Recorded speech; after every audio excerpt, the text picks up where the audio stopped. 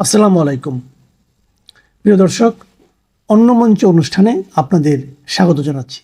আপনারা সকলেই দেখেছেন যে কালকে একটা ভিডিও পোস্ট আমি ছেড়েছি।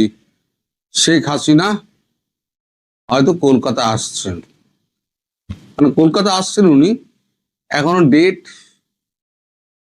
বা সময় এখনো ঠিক হয়নি। আমি জানতাম না যে আমাদের রাজ্যপাল RN রবি তিনিও একটা মানে আমন্ত্রণ ওনাকে জানিয়েছিলেন। এর আগে শুভেন্দুকে ফোন করার পর শুভেন্দু একটা আমন্ত্রণ জানিয়েছিলেন, সে খবর তো আপনাদের আমি দিয়েছিলাম যে আপনি আমাদের এখানে কতদিন অতিথি হয়ে এসে থাকলে আমরা আপনাকে সেবা করার সুযোগ পাই, আমাদের এখানে দয়া করে আসুন কলকাতাতে। তারও আগে আমি বলেছিলাম মমতা ব্যানার্জির আমলে সেই সময়তে একবার কলকাতা তাকে আনার একটা পরিকল্পনা নরেন্দ্র মোদীর ছিল, যে কলকাতার কাছাকাছি কোনো একটা সেফ হাউসে তাকে রাখবে। কিন্তু মমতা ব্যানার্জির মানে আপত্তিতে সেটা হয়ে ওঠেনি। এখন সরকার বদলের পর এখন তাকে আবার কলকাতা আনার ব্যাপারটা চিন্তা করা হচ্ছে। আপাতত যা ঠিক হয়েছে, তিনি এসে প্রথমে রাজভবনেই উঠবেন। এখন বাড়ি টাড়িগুলো একটা সেফ হাউস দেখা হচ্ছে, তারপর সেফ হাউস তৈরি হয়ে গেলে, টার্নিচার ঢুকে গেলে, সিকিউরিটি রেডি হয়ে গেলে তিনি ওখানে চলে যাবেন, আপাতত কিছুদিন ওখানে থাকবেন, তারপরে আবার দিল্লি যাবেন। এখন তার আগে মানে দেরিটা হচ্ছে কেন, তার আগে কূটনৈতিক কিছু সমাধান আছে। আমরা মনে আছে, আপনারা সবাই জানেন যে আমাদের এখানে বিজেপি জয়লাভ করাতে ডোনাল্ড ট্রাম্প নরেন্দ্র মোদীকে অভিনন্দন জানিয়েছেন। আচ্ছা, একটা রাজ্যের ইলেকশনে জয় পেয়েছে, বিপুল ভোটে জয় পেয়েছে, তার জন্য ডোনাল্ড ট্রাম্পের কি এসে গেল? আসলে ডোনাল্ড ট্রাম্প যাচ্ছেন এখন বেজিংয়ে এখন শি জিনপিংকে একটু টুপি টুপি মারতে হবে, নাহলে আমেরিকার অবস্থা খুব খারাপ। ধারের বোঝা 141 ট্রিলিয়নে পৌঁছে গেছে, 41 ট্রিলিয়নে পৌঁছে গেছে। প্রতি 9 মাসে 1 ট্রিলিয়ন করে বাড়ছে। এই অবস্থায় বিভিন্ন জায়গা থেকে উনি তোলার চেষ্টা করেছেন, কিন্তু কোথাও কিছু করতে পারেননি। ট্যারিফ বসিয়ে কিছু করতে পারেননি। উল্টে ওনার জনপ্রিয়তা ক্রমশ হ্রাস পাচ্ছে।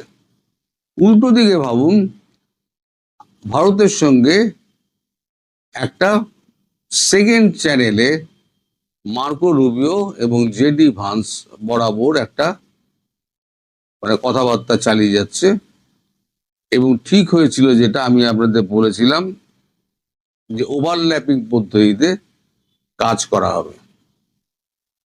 এখন তারেক রহমানকে যে বসানো হয়েছিল ভারত এবং মার্কিন যুক্তরাষ্ট্রের সহমতে, তারেক রহমান সেই পথে হাঁটছেন না। তিনি আবার পাকিস্তানের পথ ধরেছেন এবং কোনো শর্ত তিনি পূরণ করেননি। পাকিস্তানের পাশাপাশি তিনি করছেন কি, চীনের সঙ্গে সম্পর্ক করছেন, যেটা একেবারে দুচক্ষের বিষ আমেরিকার কাছে। আর আমেরিকা জানে ভারতকে যদি কাছে রাখতে হয়, তাহলে সেক্ষেত্রে আমেরিকার উচিত হবে ভারতের সঙ্গে সখ্যতা বাড়ানো। কারণ চীনের চোখে চোখ রেখে কথা বলতে পারে একমাত্র ভারত। আর চীন এখন খুব বিপদের মধ্যে আছে। চীনের এখন বাজার দরকার। এখন ভারতের বাজারটা চীন নেওয়ার জন্য মুখিয়ে রয়েছে। ভারতও লালিপাপের মধ্যে ঝুলিয়ে রেখে দিয়েছে, ঠিক আছে আস্তে আস্তে খুলবো, তোমার অবস্থা দেখে তারপরে খুলবো। এই যে মার্কো রুবিও এই মাসে আমাদের এখানে আসছেন, সম্ভবত মার্কো রুবিওর আসার ডেটটা ঠিক হলে তারপরে হয়তো শেখ হাসিনা কলকাতা আসবেন।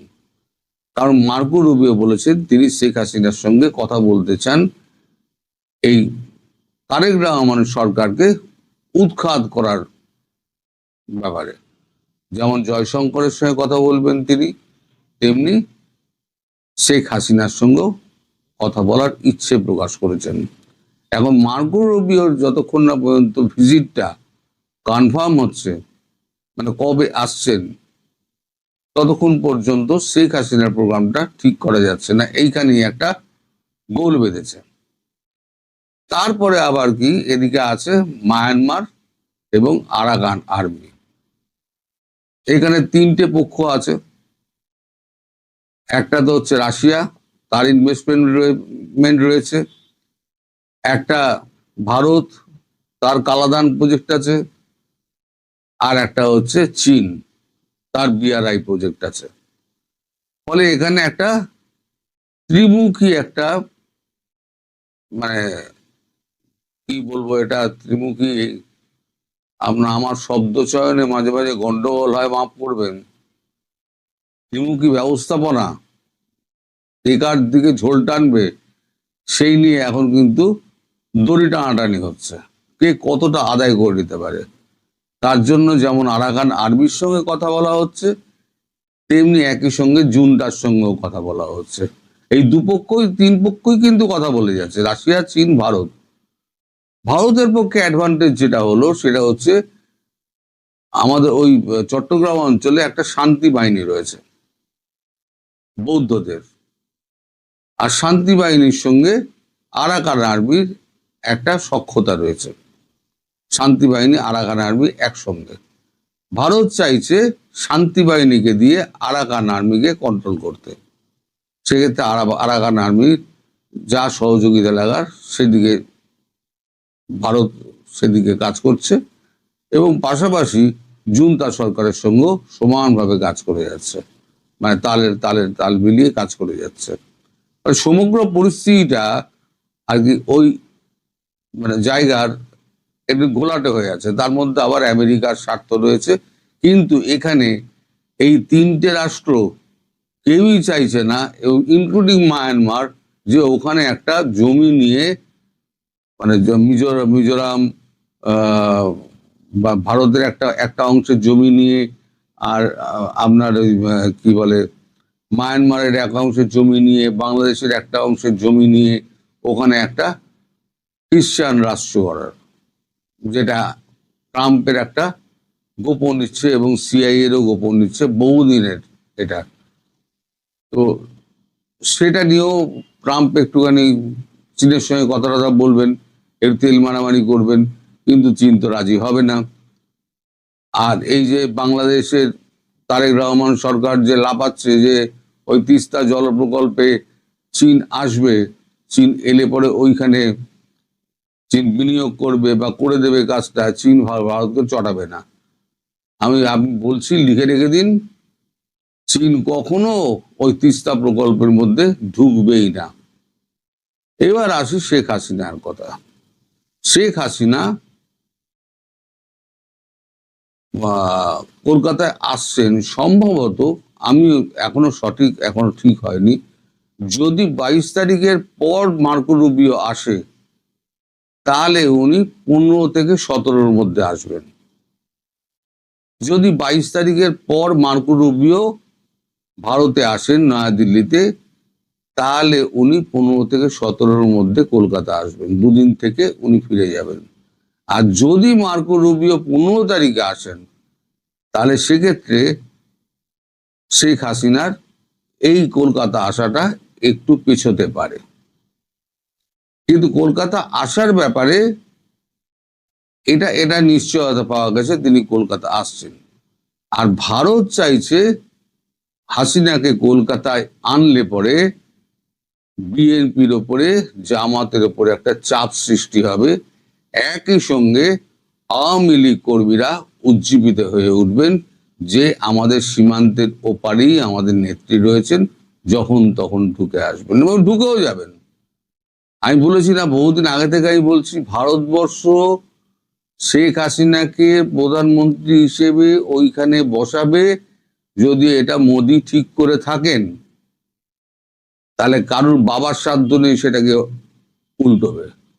কারুর বাবার সাধ্য নেই, উনি করবেন তো করবেনই। সেটা হয়তো সময় লাগছে, কিন্তু করবেন তো করবেনই। ফলে এখন কবে এই ডেটটা ঠিক হয় তার উপরে কিন্তু সমস্ত কিছু নির্ভর করছে। আপনারা কখনোই ধরে নেবেন না আজকে আমি বলছি বলে কালকেই উনি কলকাতা চলে আসছেন, এটা কিন্তু কখনোই মনে করে নেবেন না। আমি বলেছি, খবর পেয়েছি, কালকে যেটুকু খবর পেয়েছি সেটুকুই আপনাদের বললাম। তবে কলকাতা আসছেন এটা নিশ্চিত, ডেট এখনো জানা যায়নি। জানলেই আমি আপনাদের সবাইকে জানিয়ে দেবো উনি, তখন আপনারা বুঝতে পারবেন কি হচ্ছে। সবাই ভালো থাকবেন। সারা পৃথিবীর দৃষ্টি এখন চীনে।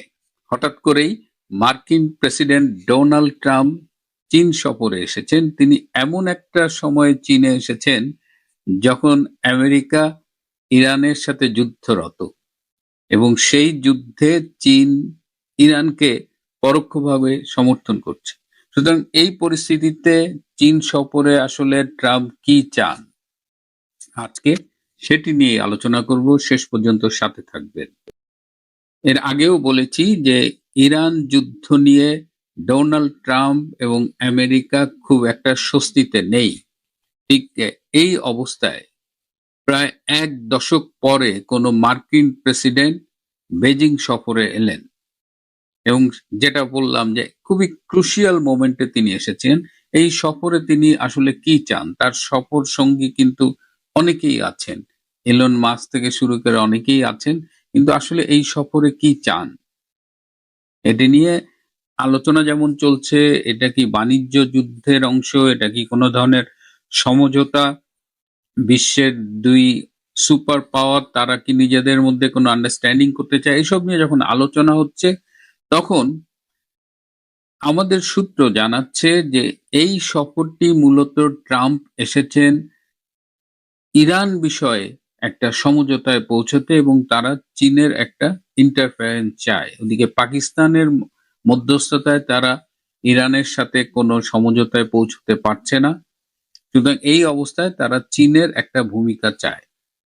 এর বাইরেও এই আরো কিছু ইস্যুস রয়েছে, বিশেষ করে বাংলাদেশে এই মুহূর্তে আমেরিকার যে প্ল্যানগুলো ছিল, এই রেজিম চেঞ্জের মধ্য দিয়ে তারা যা স্পেক করেছিল তার কতটুকু তারা অর্জন করেছে এবং কতটুকু তারা অর্জন করতে পারেনি।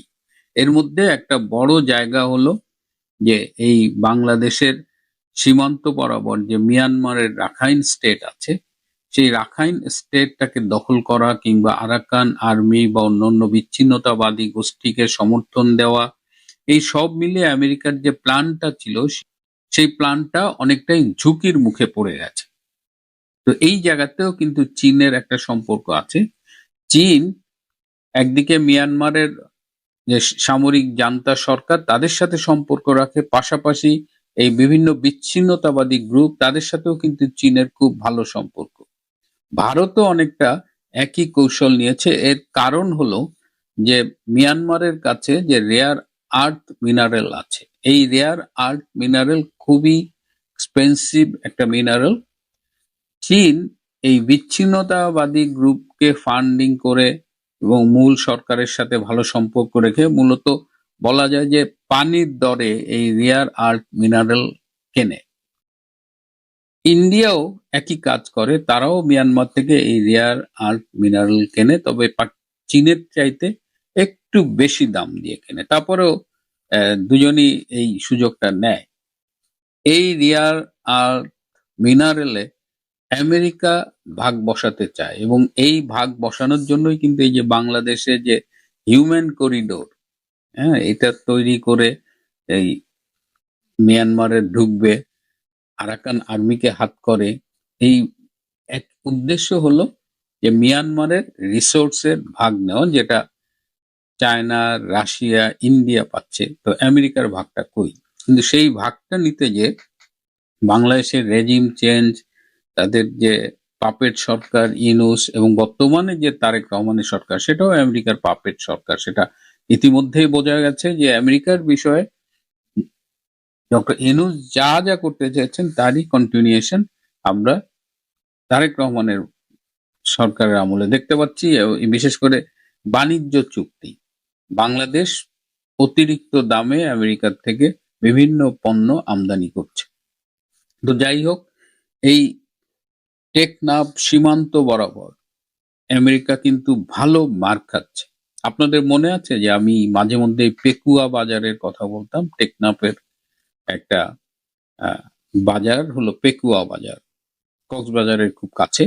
এই পেকুয়া বাজারে মোস্তফা মাঝি নামে একজন ছিলেন ব্যবসায়ী। তিনি একটি ১৯ তলা হোটেল করছিলেন। সেই হোটেলটার ২ তলা বা ৩ তলা পর্যন্ত কমপ্লিট হয়েছিল। সেখানে নিচে বিশাল পানশালা ছিল। সেখানে ফরেনাররা এসে যাতে পান করতে পারেন, ড্রিঙ্ক করতে পারেন সেই ব্যবস্থা ছিল। একদিন ভোরে দেখা গেল মোস্তফা মাঝিকে কে বা কারা খুন করে গেছে। সেই পেকুয়া বাজার কিন্তু আবার খুব অস্থির হয়ে উঠেছে। সেখানে আইন শৃঙ্খলা পরিস্থিতির খুব অবনতি ঘটছে এবং গত ৫ই মে এবং ৯ই মে, ৫ই মে ২ জন, ৯ই মে ২ জন, এই ৪ জন ভোরের দিকে খুন হয়েছে। এই ৪ জন মানুষকে দেখে কিন্তু মনে হয়নি যে তারা খুব সাধারণ বা আমজনতা। তারা হয় বিচ্ছিন্নতাবাদী অথবা কোনো স্পাই বা জঙ্গি, তারা স্বাভাবিক কিছু না। সো এই ৪টা খুন নিয়ে কিন্তু পেকুয়া বাজারে এক ধরনের অস্থিরতা তৈরি হয়েছে এবং পুরা রিজিয়নটাই এখন একটা হযবরল অবস্থা হয়ে গেছে। সেখানে একদিকে বিচ্ছিন্নতাবাদীরা রয়েছে, আমাদের সীমান্ত রক্ষীরা তারা কি করছে জানি না, পাহাড় অশান্ত হয়ে উঠছে। এদিকে আরাকান আর্মির একজন ধর্মীয় নেতা ভন ইউ কুনচাল, তিনি আবার একটি স্ট্যাটাস দিয়ে তিনি একটি রাখাইন স্টেটের প্রপোজড ম্যাপ দিয়েছেন। সেই ম্যাপে তিনি চট্টগ্রামকে ইনক্লুড করেছেন। তার মানে কি?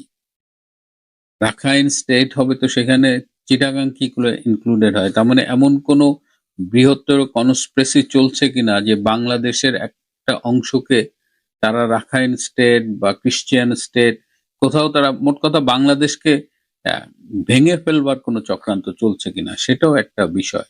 তো সব কিছু মিলিয়ে ট্রাম্প এই যে চীনে আসছে, চীন মিয়ানমারের রিসোর্স ভাগ করছে, তো সবকিছু কিন্তু ইন্টারলিঙ্ক। ওদিকে ইরান যুদ্ধ তো একটা বিশাল মাথা ব্যথা হয়ে গেছে ট্রাম্পের জন্য। কারণ এই নেক্সট বারবার বলছে যে মিড টার্ম ইলেকশন অক্টোবরে, সেই ইলেকশনে ট্রাম্পকে জিততে হবে। কিন্তু বর্তমান যে পরিস্থিতি তাতে ট্রাম্পের জেতার খুব একটা আশা আমরা দেখি না। দেশে আমেরিকার ভেতরেও তার জনপ্রিয়তা আগের চাইতে কমে গেছে। ইরান যুদ্ধে কুল নাই কিনার নাই এরকম একটা অবস্থা। কিভাবে এখান থেকে ওয়ে আউট করবে? কারণ যে শর্ত তারা দিচ্ছে ইরানকে, ইরান তা মানবে না। আবার ইরান যে শর্ত দিচ্ছে সেটাও তারা মানবে না। আবার এর মধ্যে আমরা দেখলাম যে ইরানের বিমান নাকি তারা ফুয়েল নেওয়ার জন্য পাকিস্তানে থামে। তো এটা একটা বিশাল ব্যাপার যে পাকিস্তান আমেরিকার দালালি করে, যে পাকিস্তান এই যুদ্ধে মধ্যস্থতা করছিল, তারা আবার গোপনে গোপনে ইরানের যুদ্ধ বিমানকেও জায়গা দিচ্ছে। তো আমেরিকা কিন্তু এই বিষয়টা ভালোভাবে নেয়নি। তো এই চীন সফর সবাই তাকিয়ে আছে যে এখানে কতখানি বাণিজ্যের ডিল হয়, অর্থনীতি নিয়ে কি হয়, ইরান যুদ্ধ নিয়ে কি হয়। একটা ইন্টারেস্টিং তথ্য দিই যে ট্রাম্পের সাথে তার পররাষ্ট্রমন্ত্রী মার্কো রুবিও যাচ্ছে, কিন্তু মার্কো রুবিও কিন্তু চীনে প্রবেশ নিষেধ, তার ঢোকার ব্যাপারে এর আগে ২ বার স্যাংশন দেওয়া হয়েছে। একবার তিনি মুসলিম উইঘরের বিরুদ্ধে যে নির্যাতন তার প্রতিবাদ করেছিলেন। তো এইবার মার্কো রুবিও এসেছেন। তো মার্কো রুবিও যেন বেজিং এ আসতে পারেন সেই জন্য তারা মার্কো রুবিওর বানানটা একটু ডিফারেন্ট ভাবে লিখেছে, যাতে তাদের সিস্টেমে মার্কো রুবিও যেহেতু ব্যান্ড, সেহেতু তার মার্কো রুবিওর আগে তারা একটা চাইনিজ বর্ণমালা যোগ করেছে, লু বা এরকম কিছু, এবং সেভাবেই মার্কো রুবিও বেজিং এ ঢুকছে। তো এখন দেখা যাক কি হয়, কারণ এই চীন সফরের উপরে এই মিয়ানমার, বাংলাদেশ এই এই এই জায়গাটার ভবিষ্যৎও কিন্তু নির্ভর করছে। প্রিয় বন্ধুরা, আজ এ পর্যন্তই। ভালো থাকবেন, সুস্থ থাকবেন, তার চেয়েও জরুরি হলো নিরাপদে থাকবেন সবাই।